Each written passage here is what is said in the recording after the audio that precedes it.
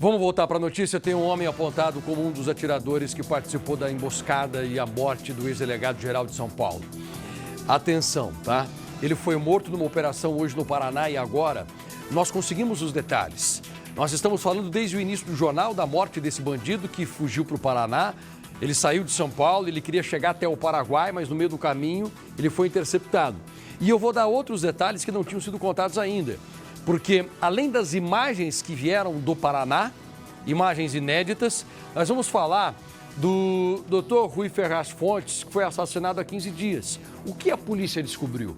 Tem um outro suspeito, também apontado como atirador, que já está na cadeia e agora ele vai ser transferido. Imagina que ele vai mudar de presídio porque a inteligência da polícia descobriu que bandidos que estão soltos tinham um plano para resgatar o Rafael Marcel Dias, conhecido como Jaguar. Eles iriam arrancar o Jaguar de dentro da prisão. É por isso que ele vai sair de lá e ele vai ficar num lugar aqui em São Paulo muito bem protegido, porque ele é uma peça fundamental nessas investigações. Vamos ver a reportagem? Põe no ar. Um resgate planejado pela maior facção criminosa do país. Depois de um assassinato que mobilizou as forças de segurança. Rafael Marcel Dias Simões, conhecido como o Jaguar, está preso há 10 dias. O criminoso é apontado como um dos atiradores responsáveis pela morte do ex-delegado-geral de São Paulo, Rui Ferraz. Agora, Jaguar será transferido do Centro de Detenção Provisória de São Vicente, no litoral paulista, para a carceragem de um departamento policial da capital paulista, com o intuito de evitar uma tentativa de resgate. O pedido de transferência diz que, mesmo preso, o criminoso pode ter influência no litoral paulista.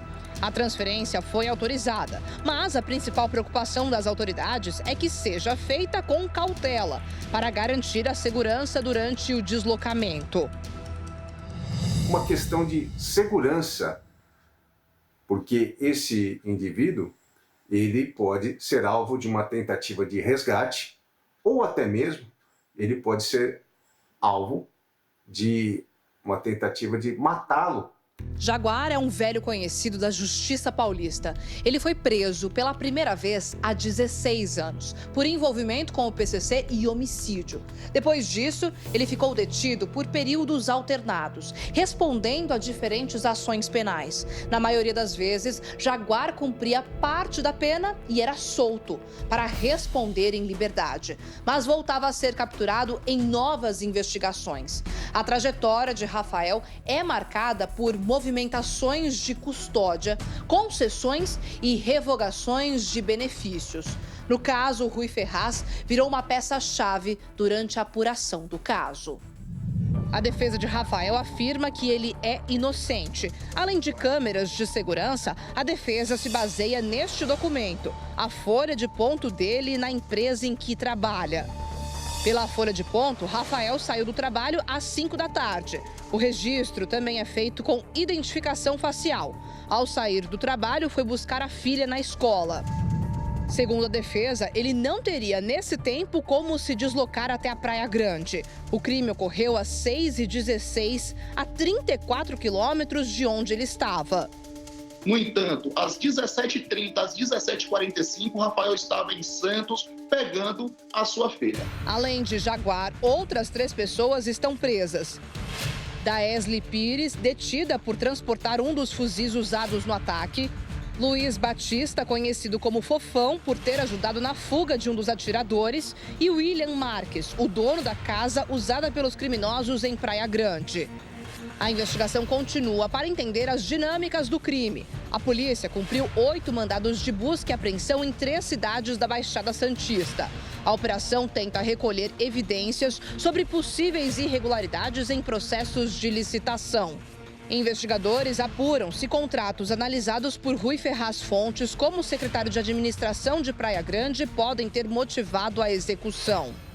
Entre os alvos estão pessoas ligadas à Prefeitura de Praia Grande.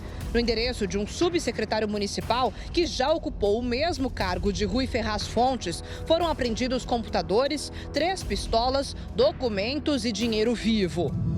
Segundo o boletim de ocorrência, foram encontrados $10.300, mais de €1.000 e R$50.000. Os policiais destacaram que num maço de R$8.000 havia as anotações: 2.000 Tadeu e 6.000 Silvinha.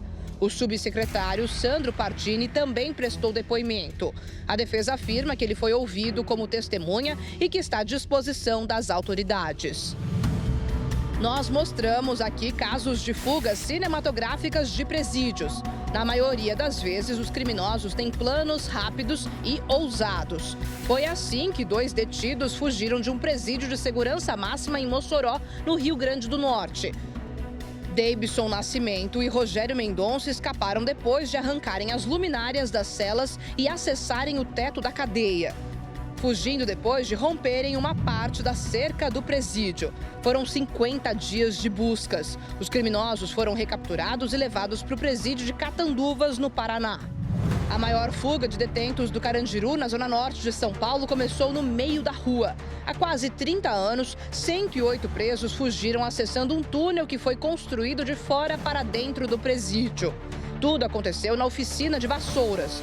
4 funcionários foram rendidos pelos fugitivos, que estavam armados.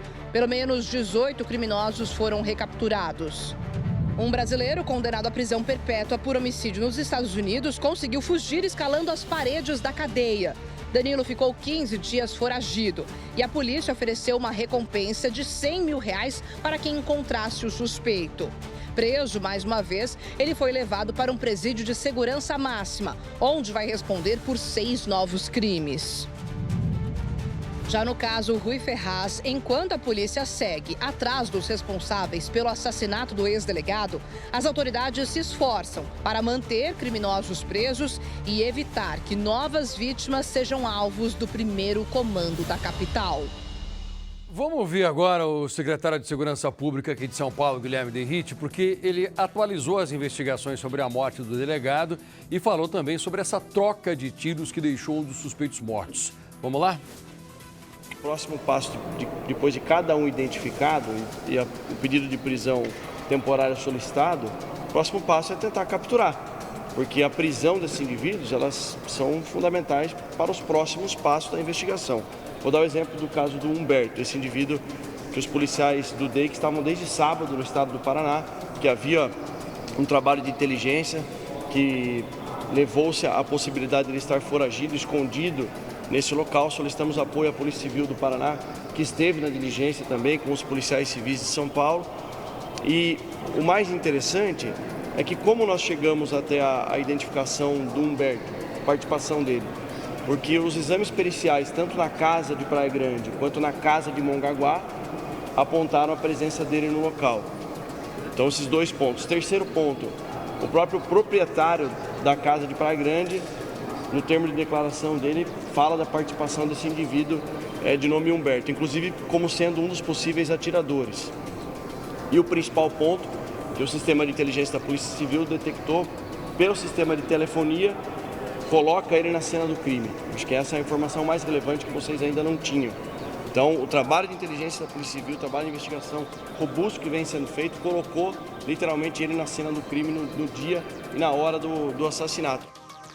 Vamos lá, são 14h24, daqui a pouco, direto do Paraná, vai vir mais informação, porque nós temos um detalhe aqui muito importante que o Lombardi conseguiu. Esse homem que foi morto hoje cedo lá no Paraná não é o único bandido que fugiu de São Paulo para tentar se esconder no Paraguai.